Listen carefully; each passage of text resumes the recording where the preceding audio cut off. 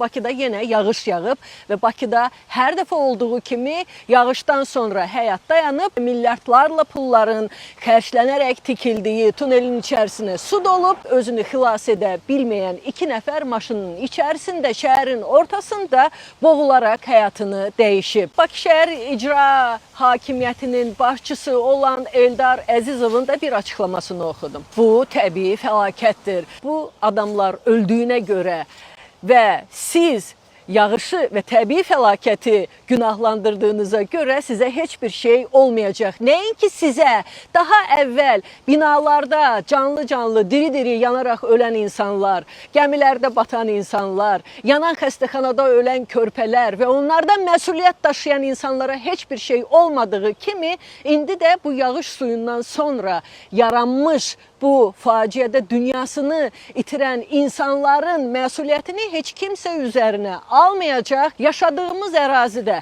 ümumiyyətlə bu 50 ştatdan ibarət olan nəhəng ölkədə hansı istiqamətdə getsəniz, hansı məhəlləyə daxil olsanız, yaşayış kompleksinə daxil olsanız bu cür mənzərələr görəcəksiniz. Bu nədir? Bu təbii göl deyil. Bu ümumiyyətlə göl deyil, bu çay da deyil və o fontan da deyil. Hə, onun bir estetik tərəfi var. Amma bu cür yerlərin yaşayış massivlərində, komplekslərində tikilməsi boş yerə deyil. Bunun hamısı su və kanalizasiya sisteminin tənzimlənməsi, eləcə də yağan yağışlar ki var, təbii hadisədir.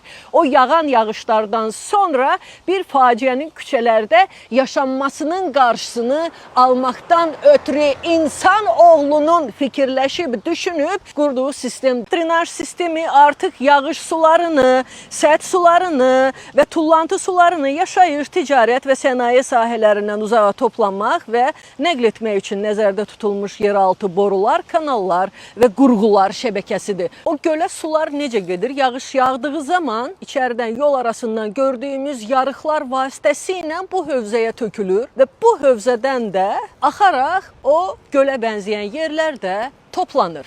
Və buna görə də yağış kəsəndən bir neçə saat sonra yollar qupquru olur, heç bir təbii fəlakət yaşanmır. Bu məsələlərin hamısıyla bağlı problemləri çözməkdən ötürü yeni bir Amerika kəşf eləmək lazım deyil.